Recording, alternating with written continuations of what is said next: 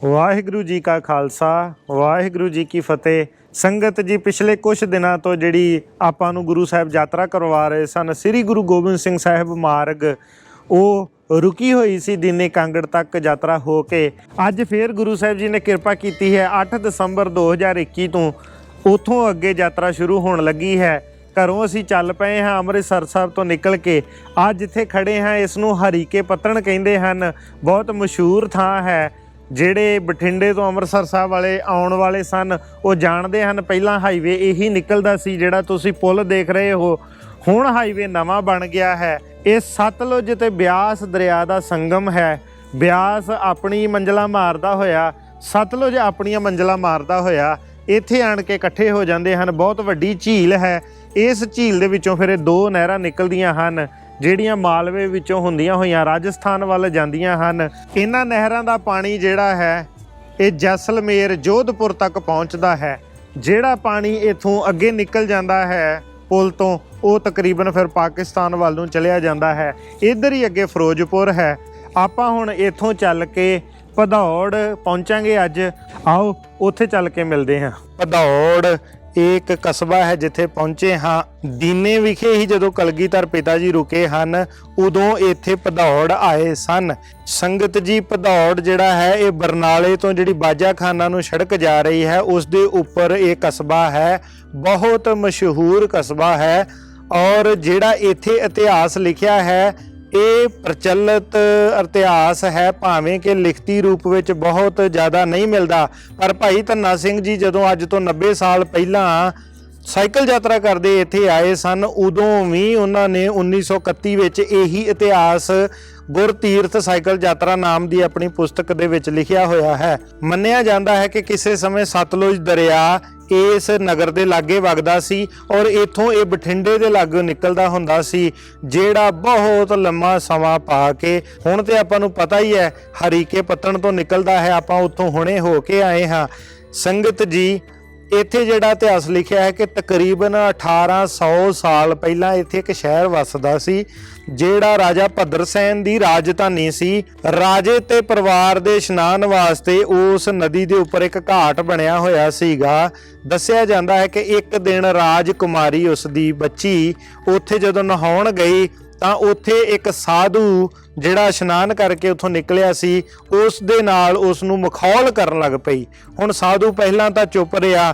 ਇਹ ਜਿਹੜੀ ਰਾਜਕੁਮਾਰੀ ਤੇ ਇਹਦੀਆਂ ਸਹੇਲੀਆਂ ਉਸ ਵੇਲੇ ਮਖੌਲ ਕਰਦੀਆਂ ਹਨ ਤੇ ਖਾਸ ਤੌਰ ਤੇ ਰਾਜਕੁਮਾਰੀ ਬਹੁਤ ਜ਼ਿਆਦਾ ਮਖੌਲ ਕਰਦੀ ਹੈ। ਸਾਧੂ ਦੇ ਮੂੰਹੋਂ ਸਹਿਜ ਸੁਭਾਏ ਇਹ ਬਚਨ ਨਿਕਲਿਆ ਕਿ ਉਹ ਸਪਣੀ ਵਾਂਗ ਜ਼ਬਾਨ ਮਾਰਦੀ ਹੈ। ਇਸ ਲੜਕੀ ਦਾ ਨਾਂ ਇਤਿਹਾਸ ਵਿੱਚ ਸੂਰਜ ਕਲਾਂ ਆਇਆ ਹੈ ਔਰ ਜਦੋਂ ਇਸ ਨੂੰ ਰਿਲਾਈਜ਼ ਹੋਇਆ, ਪਤਾ ਲੱਗਾ ਕਿ ਹੁਣ ਇਹ ਸਾਧੂ ਹੈ, ਇਸ ਦੇ ਮੂੰਹੋਂ ਨਿਕਲਿਆ ਹੋਇਆ ਬਚਨ ਖਾਲੀ ਨਹੀਂ ਜਾਏਗਾ, ਉਦੋਂ ਫਿਰ ਉਸੇ ਦੀ ਇਹ ਚਰਣੀ ਪੈ ਗਈ, ਮੁਆਫੀ ਮੰਗੀ। ਤਾਂ ਹੁਣ ਕਹਿੰਦਾ ਸਾਧੂ ਤੈਨੂੰ ਸਪਣੀ ਤਾਂ ਬਣਨਾ ਪਏਗਾ। ਪੁੱਛਦੀ ਹੈ ਮੇਰਾ ਭਲਾ ਕਦੋਂ ਹੋਏਗਾ? ਤਾਂ ਉਸ ਵੇਲੇ ਉਸਨੇ ਕਿਹਾ ਇਹ ਕਲਗੀਧਰ ਪਿਤਾ ਜੀ ਲੰਮੇ ਸਮੇਂ ਬਾਅਦ ਇੱਥੇ ਆਉਣਗੇ, ਫਿਰ ਉਹ ਤੇਰਾ ਭਲਾ ਕਰਨਗੇ। ਭੱਦਰ ਸੈਨ ਦੇ ਸਮੇਂ ਤੋਂ ਬਾਅਦ ਚ ਸਮਾਂ ਪਾ ਕੇ ਇਹ ਪਿੰਡ ਸ਼ਹਿਰ ਨਸ਼ਟ ਹੋ ਗਿਆ ਔਰ ਇੱਥੇ ਥੇ ਸੀ ਜਿੱਥੇ ਹੁਣ ਵੀ ਅਸੀਂ ਖੜੇ ਹਾਂ। ਭਾਵੇਂ ਕਿ ਪੱਧਰੇ ਕਰਕੇ ਘਰ ਬਣ ਗਏ ਹਨ ਪਰ ਇਹ ਫੇਰ ਵੀ ਪਿੰਡ ਵਿੱਚੋਂ ਉੱਚੀ ਥਾਂ ਹੈ। ਇਸ ਨੂੰ ਅੰਦਰੂਨੀ ਗੁਰਦੁਆਰਾ ਸਾਹਿਬ ਕਿਹਾ ਜਾਂਦਾ ਹੈ। ਕਿਸੇ ਸਮੇਂ ਇੱਥੇ ਇੱਕ ਕਿਲਾ ਹੁੰਦਾ ਸੀ ਔਰ ਹੁਣ ਤਾਂ ਪਿੰਡ ਬਿਲਕੁਲ ਵਸਿਆ ਹੋਇਆ ਹੈ, ਸੰਘਣੀ ਆਬਾਦੀ ਹੈ। ਹੁਣ ਜਦੋਂ ਗੁਰੂ ਸਾਹਿਬ ਜੀ ਇੱਥੇ ਆਉਂਦੇ ਹਨ, ਇੱਥੇ ਥੇ ਹੈ ਜਿੱਥੇ ਅੱਜ ਗੁਰਦੁਆਰਾ ਸਾਹਿਬ ਸੁਭਾਇਮਾਨ ਹੈ। ਸੰਗਤ ਜੀ, ਇੱਥੇ ਇੱਕ ਜੰਡ ਦਾ ਦਰਖਤ ਸੀ ਜਿਹਦੇ ਥੱਲੇ ਕਲਗੀਧਰ ਪਿਤਾ ਜੀ ਆ ਕੇ ਸੱਜਦੇ ਹਨ।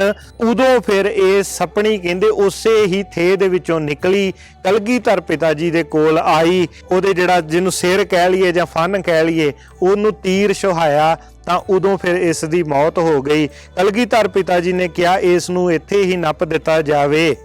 ਹੁਣ ਸੰਗਤ ਜੀ, ਇਤਿਹਾਸ ਇਹ ਸਾਰੇ ਥਾਂ ਲਿਖਿਆ ਮਿਲਦਾ ਹੈ ਕਿ ਕਲਗੀਧਰ ਪਿਤਾ ਜੀ ਇੱਥੇ ਆਏ ਹਨ। ਇਸ ਵਿੱਚ ਵੀ ਕੋਈ ਡਾਊਟ ਨਹੀਂ ਹੈ। ਹਰ ਥਾਂ ਇਹ ਲਿਖਿਆ ਮਿਲਦਾ ਹੈ ਕਿ ਸਪਣੀ ਨੂੰ ਗੁਰੂ ਜੀ ਨੇ ਇੱਥੇ ਮਾਰਿਆ ਸੀਗਾ।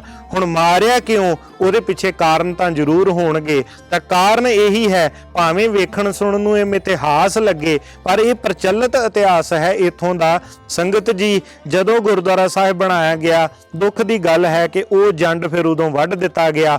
ਅੱਜ ਜਿੱਥੇ ਗੁਰੂ ਗ੍ਰੰਥ ਸਾਹਿਬ ਜੀ ਸੁਭਾਇਮਾਨ ਸਥਾਨ ਹਨ। ਦੱਸਦੇ ਹਨ ਕਿ ਜੰਡ ਦੇ ਕੋਲ ਉੱਥੇ 2 ਮੰਜੀ ਸਾਹਿਬ ਕਿਸੇ ਟਾਈਮ ਸਨ। ਅੱਜ ਗੁਰਦੁਆਰਾ ਸਾਹਿਬ ਭਾਵੇਂ ਬਹੁਤ ਸੋਹਣਾ ਬਣਿਆ ਹੋਇਆ ਹੈ, ਪਰ ਉਹ ਪੁਰਾਣੀਆਂ ਯਾਦਾਂ ਇੱਥੋਂ ਵੀ ਮਿਸਿੰਗ ਹਨ। ਗੁਰਦੁਆਰਾ ਕੋਸ਼ ਸ਼੍ਰੋਮਣੀ ਕਮੇਟੀ ਵਿੱਚ ਲਿਖਿਆ ਹੈ ਕਿ ਜਦੋਂ ਗੁਰੂ ਸਾਹਿਬ ਇੱਥੇ ਆਏ ਸਨ, ਇੱਕ ਭਾਈ ਆਸਾ ਸਿੰਘ ਸੀ ਜਿਸ ਦੇ ਘਰੇ ਇੱਕ ਰਾਤ ਬਤੀਤ ਕੀਤੀ ਹੈ, ਪਰ ਉਸ ਇਤਿਹਾਸ ਬਾਰੇ ਹੋਰ ਇਸ ਤੋਂ ਵੱਧ ਕੁਝ ਪਤਾ ਨਹੀਂ ਲੱਗਦਾ। ਇੱਥੇ ਕਲਗੀਧਰ ਪਿਤਾ ਜੀ ਆਪਣੀ ਖੁਸ਼ੀ ਦੇ ਨਾਲ ਇੱਕ ਤੇਗਾ ਦੇ ਕੇ ਗਏ ਸਨ। ਤੇਗੇ ਦੇ ਉੱਪਰ ਲਿਖਿਆ ਹੋਇਆ ਹੈ ਸ੍ਰੀ ਅਕਾਲ ਸਹਾਏ ਪਾਤਸ਼ਾਹੀ 10ਵੀਂ। ਉਹ ਤੇਗਾ ਜਿਹੜਾ ਸੀਗਾ, ਤੁਹਾਨੂੰ ਪਤਾ ਉਦੋਂ ਤਾਂ ਇਹ ਸਰਬਲੋ ਦੇ ਫੌਲਾਦ ਦੇ ਸੀ, ਪਰ ਉਸ ਨੂੰ ਹੁਣ ਨਿੱਕਲ ਕਰ ਦਿੱਤਾ ਗਿਆ, ਇਸ ਕਰਕੇ ਉਹ ਚਮਕਦਾ ਤਾਂ ਸਟੀਲ ਵਾਂਗ ਹੈ, ਪਰ ਉਸ ਦਾ ਮੁੱਠਾ ਜਿਹੜਾ ਹੈ ਉਹ ਅਸਲੀ ਹੈ। ਮੁੱਠੇ ਦੇ ਅੰਦਰ ਹੀ ਕਲਗੀਧਰ ਪਿਤਾ ਜੀ ਦਾ ਸ੍ਰੀ ਅਕਾਲ ਸਹਾਏ ਪਾਤਸ਼ਾਹੀ 10ਵੀਂ ਲਿਖਿਆ ਹੋਇਆ ਹੈ। ਇਸੇ ਤੇਗੇ ਦੇ ਉੱਤੇ ਇੱਕ ਪਾਸੇ ਮੋਹਰ ਵੀ ਲੱਗੀ ਹੋਈ ਹੈ ਫਾਰਸੀ ਦੇ ਵਿੱਚ, ਕੁਝ ਹੋਰ ਅੱਖਰ ਲਿਖੇ ਹਨ, ਕੁਝ ਗਿਣਤੀ ਵੀ ਲਿਖੀ ਹੈ ਜਿਹਦੇ ਬਾਰੇ ਪਤਾ ਨਹੀਂ ਚੱਲ ਸਕਿਆ ਕਿ ਗਿਣਤੀ ਕਿਉਂ ਹੈ, ਪਰ ਸਮਝਿਆ ਜਾਂਦਾ ਹੈ ਕਿ ਸ਼ਾਇਦ ਜਿਵੇਂ ਤੇਗੇ ਦੇ ਨਾਲ ਕੋਈ ਜੰਗ ਲੜੀ ਗਈ ਹੋਵੇ ਤੇ ਉਸ ਦਾ ਕੋਈ ਪ੍ਰਮਾਣ ਹੋਵੇ। ਜੇ ਇਹਨਾਂ ਅੱਖਰਾਂ ਨੂੰ ਕੋਈ ਵੀਰ ਭੈਣ ਪੜ੍ਹ ਕੇ ਸਾਨੂੰ ਥੋੜਾ ਡਿਟੇਲ 'ਚ ਦੱਸ ਸਕੇ ਕਿ ਇਹ ਕਿਉਂ ਲਿਖੇ ਗਏ ਹਨ ਤਾਂ ਉਹ ਬਹੁਤ ਮਿਹਰਬਾਨੀ ਹੋਏਗੀ। ਇਸੇ ਸਥਾਨ ਤੇ ਕਲਗੀਧਰ ਪਿਤਾ ਜੀ ਦੀ ਇੱਕ ਕਟਾਰ ਸਾਹਿਬ ਜੀ ਦੇ ਵੀ ਦਰਸ਼ਨ ਹੁੰਦੇ ਹਨ, ਜਿਸ ਦਾ ਸੋਨੇ ਦਾ ਬਹੁਤ ਸੋਹਣਾ ਮੁੱਠਾ ਹੈ ਤੇ ਦੱਸਿਆ ਜਾਂਦਾ ਹੈ ਕਿ ਅਸਲ ਵਿੱਚ ਇਹ ਕਟਾਰ ਦੀਨੇ ਪਿੰਡ ਵਿਖੇ ਹੀ ਦਿੱਤੀ ਹੋਈ ਸੀ, ਪਰ ਉਸ ਪਰਿਵਾਰ ਦੀ ਇੱਕ ਧੀ ਭਦੌੜ ਦੇ ਸਰਦਾਰਾਂ ਦੇ ਘਰੇ ਵਿਆਹੀ ਗਈ ਤਾਂ ਇਹ ਭਦੌੜ ਦੇ ਸਰਦਾਰਾਂ ਨੇ ਉਸ ਧੀ ਨੂੰ ਵਸਾਉਣ ਵਾਸਤੇ ਇਸ ਕਟਾਰ ਦੀ ਮੰਗ ਕੀਤੀ ਤਾਂ ਫਿਰ ਉਹ ਬੱਚੀ ਇਹ ਕਟਾਰ ਇੱਥੇ ਲੈ ਆਈ ਸੀ। ਦੱਸਿਆ ਜਾਂਦਾ ਹੈ ਕਿ ਭਦੌੜ ਦੇ ਸਰਦਾਰਾਂ ਨੇ ਇਸ ਕਟਾਰ ਦਾ ਬਹੁਤ ਜ਼ਿਆਦਾ ਸਤਿਕਾਰ ਨਹੀਂ ਕੀਤਾ, ਆਪ ਵੀ ਪਹਿਨਣ ਲੱਗ ਪਏ ਤੇ ਆਮ ਹੀ ਸ਼ਸਤਰਾਂ ਵਿੱਚ ਰੱਖਦੇ ਸਨ। ਉਸ ਤੋਂ ਬਾਅਦ 'ਚ ਇਹਨਾਂ ਦੇ ਪਰਿਵਾਰਾਂ ਉੱਤੇ ਕਰੋਪੀਆਂ ਆਉਣ ਲੱਗੀਆਂ। ਬਾਅਦ 'ਚ ਪਤਾ ਲੱਗਾ ਕਿ ਇਹ ਕਲਗੀਧਰ ਜੀ ਦੀ ਇਸ ਕਟਾਰ ਸਾਹਿਬ ਦੀ ਬੇਅਦਬੀ ਹੋਣ ਕਰਕੇ ਇਹ ਸਭ ਕੁਝ ਹੋ ਰਿਹਾ ਹੈ। ਇਹਨਾਂ ਨੇ ਫਿਰ ਉਸ ਤੋਂ ਬਾਅਦ 'ਚ ਮੁਆਫੀ ਮੰਗੀ। ਅੱਜ ਇਹ ਕਟਾਰ ਸਾਹਿਬ ਇੱਥੇ ਸੁਸ਼ੋਭਿਤ ਹੈ ਤੇ ਸੰਗਤ ਜੀ ਜਦੋਂ ਕਲਗੀਧਰ ਪਿਤਾ ਜੀ ਇੱਥੇ ਆਏ ਸਨ ਉਦੋਂ 5 ਤੀਰ ਵੀ ਆਪਣੇ ਕੋਲੋਂ ਇੱਥੇ ਦੇ ਕੇ ਗਏ ਸਨ। ਇਹ ਤੀਰ ਕਲਗੀਧਰ ਪਿਤਾ ਜੀ ਦੇ ਨਹੀਂ ਹਨ, ਕਿਉਂਕਿ ਇਹਨਾਂ ਦੇ ਅੱਗੇ ਸੋਨਾ ਨਹੀਂ ਲੱਗਾ ਹੋਇਆ। ਇੱਥੇ ਵੀ ਲਿਖਿਆ ਹੈ ਕਿ ਇਹ ਤੀਰ ਕਲਗੀਧਰ ਜੀ ਦੇ ਨਾਲ ਆਏ ਹੋਰ ਸਿੱਖਾਂ ਦੇ ਹਨ। ਗੁਰੂ ਸਾਹਿਬ ਕਿਰਪਾ ਕਰਨ ਇਹ ਸਥਾਨ ਜਿਹੜਾ ਸੀ ਤੁਹਾਨੂੰ ਜਿਵੇਂ ਦੱਸਿਆ ਥੇ ਹੋ ਗਿਆ ਸੀ, ਫਿਰ ਲੰਮੇ ਸਮੇਂ ਬਾਅਦ ਇਹ ਵਸਿਆ ਹੈ। ਇਹ ਫਿਰ ਕਾਹਨ ਸਿੰਘ ਜੀ ਨਾਭਾ ਲਿਖਦੇ ਹਨ ਕਿ ਜਿਹੜੇ ਸਰਦਾਰ ਆਲਾ ਸਿੰਘ ਹੋਏ ਹਨ ਉਹਨਾਂ ਨੇ ਇਸ ਨੂੰ ਵਸਾਇਆ ਔਰ ਇਸ ਤੋਂ ਬਾਅਦ 'ਚ ਜਿਹੜਾ ਕਸਬਾ ਇਹ ਬਹੁਤ ਮਸ਼ਹੂਰ ਹੋਇਆ। ਜਿੱਥੇ ਵੱਡੀਆਂ ਰਿਆਸਤਾਂ ਸਨ ਸਿੱਖ ਪੰਥ ਦੀਆਂ, ਉੱਥੇ ਕੁਝ ਸਿੱਖ ਸਰਦਾਰ ਛੋਟੀਆਂ ਰਿਆਸਤਾਂ ਦੇ ਰੂਪ ਵਿੱਚ ਰਹਿੰਦੇ ਸਨ। ਇਹ ਭਦੌੜ ਦੇ ਸਰਦਾਰ ਇੱਥੋਂ ਮਸ਼ਹੂਰ ਹੋਏ ਹਨ। ਭਦੌੜ ਅੱਜ ਇੱਕ ਬਹੁਤ ਮਸ਼ਹੂਰ ਕਸਬਾ ਹੈ। ਇੱਕ ਇਤਿਹਾਸ ਜਿਹੜਾ ਹੋਰ ਇੱਥੇ ਜੁੜਦਾ ਹੈ ਸੰਗਤ ਜੀ, ਉਹ ਹੈ ਬਾਬਾ ਚਰਨਦਾਸ ਜੀ। ਬਾਬਾ ਚਰਨਦਾਸ ਜੀ ਜਿਨ੍ਹਾਂ ਦੇ ਨਾਮ ਮਗਰ ਸਿੰਘ ਨਹੀਂ ਲੱਗਦਾ, ਦੱਸਿਆ ਜਾਂਦਾ ਹੈ ਕਿ ਉਹ ਮਾਤਾ ਸੁੰਦਰੀ ਜੀ ਮਹਿਲ ਕਲਗੀਧਰ ਪਿਤਾ ਜੀ ਉਹਨਾਂ ਦੇ ਪਾਲਤ ਪੁੱਤਰ ਸਨ। ਇਹਨਾਂ ਦਾ ਵੀ ਡਿਟੇਲਡ ਇਤਿਹਾਸ ਨਹੀਂ ਮਿਲਦਾ ਕਿ ਇਹ ਆਨੰਦਪੁਰ ਸਾਹਿਬ ਕਦੋਂ ਰਹੇ ਸਨ ਜਾਂ ਕਿੱਦਾਂ, ਪਰ ਕੁਝ ਇਸ਼ਾਰਾ ਮਾਤਰ ਇਤਿਹਾਸ ਇਹ ਮਿਲਦਾ ਹੈ ਕਿ ਜਦੋਂ ਮਾਤਾ ਜੀ ਦਿੱਲੀ ਸਨ ਤੇ ਉਹਨਾਂ ਦਾ ਹੀ ਇੱਕ ਪਾਲਤ ਪੁੱਤਰ ਅਜੀਤ ਸਿੰਘ ਜਦੋਂ ਉਹ ਮਾਰਿਆ ਗਿਆ ਸੀ ਤਾਂ ਇਹ ਚਰਨਦਾਸ ਉੱਥੋਂ ਭੱਜ ਕੇ ਇੱਥੇ ਆ ਗਿਆ ਸੀ ਔਰ ਇਸ ਨੇ ਆਪਣੇ ਨਾਮ ਮਗਰ ਸਿੰਘ ਨਹੀਂ ਵਰਤਿਆ, ਜਿਸ ਨੂੰ ਪੰਡਿਤ ਤਾਰਾ ਸਿੰਘ ਨਰੋਤਮ ਵੀ ਲਿਖਦੇ ਹਨ ਕਿ ਇਹ ਇਹਨਾਂ ਦੀ ਕਾਇਰਤਾ ਸੀਗੀ ਕਿ ਇਹਨਾਂ ਨੇ ਆਪਣੇ ਨਾਮ ਅੱਗੇ ਸਿੰਘ ਨਹੀਂ ਵਰਤਿਆ। ਬਾਕੀ ਇਹਨਾਂ ਦੇ ਵਿੱਚ ਗੁਣ ਬਹੁਤ ਸਨ, ਭਗਤੀ ਬੰਦਗੀ ਵਿੱਚ ਰਹਿੰਦੇ ਸਨ, ਜੀਵਨ ਇਹਨਾਂ ਦਾ ਉੱਚਾ ਸੁੱਚਾ ਸੀ। ਇਹਨਾਂ ਦੀ ਯਾਦਗਾਰ ਵਿੱਚ ਹੀ ਪਿੰਡ ਤੋਂ ਬਾਹਰ ਇਹ ਸਥਾਨ ਬਣਿਆ ਹੈ ਜਿਸ ਨੂੰ ਹੁਣ 6ਵੇਂ ਪਾਤਸ਼ਾਹੀ ਜੀ ਦਾ ਸਥਾਨ ਵੀ ਮੰਨਿਆ ਜਾਂਦਾ ਹੈ।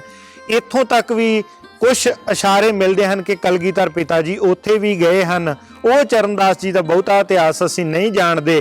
ਅਸੀਂ ਆਏ ਹਾਂ ਭਦੌੜ ਇਸ ਕਲਗੀਧਰ ਪਿਤਾ ਜੀ ਦੇ ਅਸਥਾਨ ਦੀ ਆਪ ਜੀ ਦੇ ਨਾਲ ਸਾਂਝ ਕਰਨ ਵਾਸਤੇ।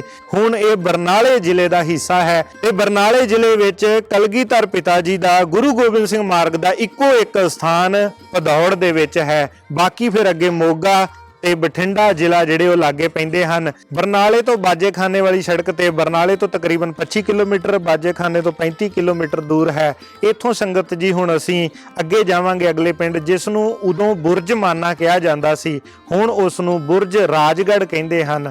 ਉੱਥੇ ਵੀ ਕਲਗੀਧਰ ਪਿਤਾ ਜੀ ਗਏ ਹਨ। ਆਓ ਉੱਥੇ ਚੱਲ ਕੇ ਅੱਗੇ ਦੀ ਸਾਂਝ ਪਾਉਂਦੇ ਹਾਂ। ਕਲਗੀਧਰ ਪਿਤਾ ਜੀ ਨੇ ਭਦੌੜ ਦੇ ਇਸ ਸਥਾਨ ਦੇ ਬਹੁਤ ਸੋਹਣੇ ਦਰਸ਼ਨ ਕਰਾਏ ਹਨ। ਇਹ ਸਾਰੇ ਵੀਰ ਜਿਨ੍ਹਾਂ ਨੇ ਪ੍ਰਸ਼ਾਦੇ ਪਾਣੀ ਦੇ ਨਾਲ ਸੇਵਾ ਕੀਤੀ, ਬਹੁਤ ਪਿਆਰ ਦੇ ਨਾਲ ਮਿਲੇ। ਹੁਣ ਆਪਣੀ ਯਾਤਰਾ ਅੱਗੇ ਚੱਲੀ ਹੈ। ਗੁਰੂ ਸਾਹਿਬ ਕਿਰਪਾ ਕਰਨ ਇਹਨਾਂ ਸਾਰਿਆਂ ਨੂੰ। ਵਾਹਿਗੁਰੂ ਜੀ ਕਾ ਖਾਲਸਾ, ਵਾਹਿਗੁਰੂ ਜੀ ਕੀ ਫਤਿਹ।